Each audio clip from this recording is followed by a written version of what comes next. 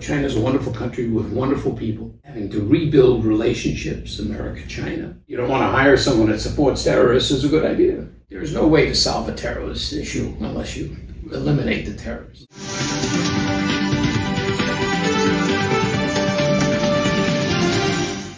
What do you think about the conflict between Israel and Palestine?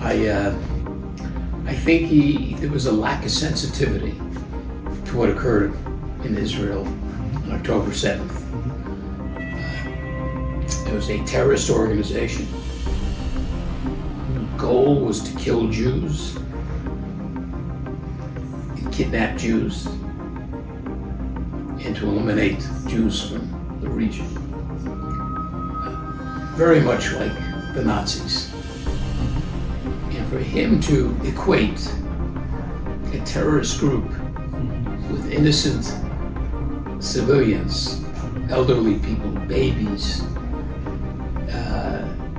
and Israel's reaction as a nation state to its people being attacked, for him to equate that, to try to balance it. We worry about the direction of this conflict. How do you think about that? Well, I don't think the Hamas attack is a settlement issue. This is not a war between Israelis and Palestinians. This is a war between Israel and a group of terrorists. It's not equated to. I think the disinformation that we see is that people are sort of comparing this with the Palestinian issue. This is a totally different issue. These same terrorists will only get more emboldened. Okay, they will spread it throughout the world. We've had ISIS, we have Hezbollah, we have, you have terrorists in your country. We have terrorists. We owe it to our, ourselves, and we owe it to our certainly our future generations that we eliminate as much terrorism as possible. There is no way to solve a terrorist issue unless you eliminate the terrorists. Do you have any suggestions or solutions for the Israel and Palestine conflict? In Gaza, to leave if they want to leave. Tell Hamas to stop attacking civilians. That's the solution to that. I don't see any other solution. Okay? The problem is that the media seems to be driven sometimes more towards the oppressor story than the terrorist story. Okay? I don't think the Israelis want to harm the Palestinians. Nobody would allow missiles and terrorists next door. I mean.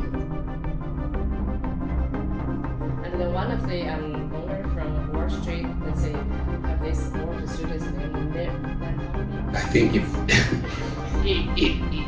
if you want to support terrorists, then I think the message it says, be careful who you hire, and maybe you should consider that you don't want to hire someone that supports terrorists is a good idea. They're not terrorists. Yeah. They were organized by a group well known in America that supports Hamas.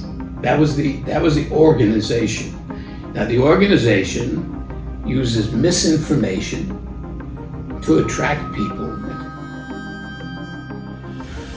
So how do you think about where we're going?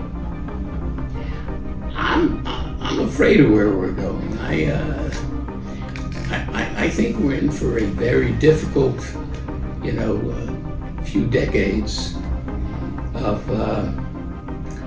having to rebuild relationships, America-China. China's a wonderful country with wonderful people. I've made many friends over the years there. And the U.S., certainly has welcomed Chinese people to America. And similarly, I think, China's been welcoming to the U.S. people who've come here. 有种说法，在美国人口不到3%的犹太人，在美国政界、商界、金融界、传媒界有着无比强大的实力和地位，在美国的各届总统选举中起着举足轻重的作用。而这种作用就是犹太人议会这样的机构和杰克罗森这样的犹太人来实现的。杰克·劳森是我非常尊重的、佩服的、成功的企业家和社会活动家，也是我的老朋友。参加他的 party 或家里的活动，经常会碰到很多重量级的人物。他对中国人也挺友好的，他曾经还写博客。我的书《纽约的中国老板们》也是他写序的。只要你敢成功，高维维就敢采访。只要你被高维维采访，你一定会更成功。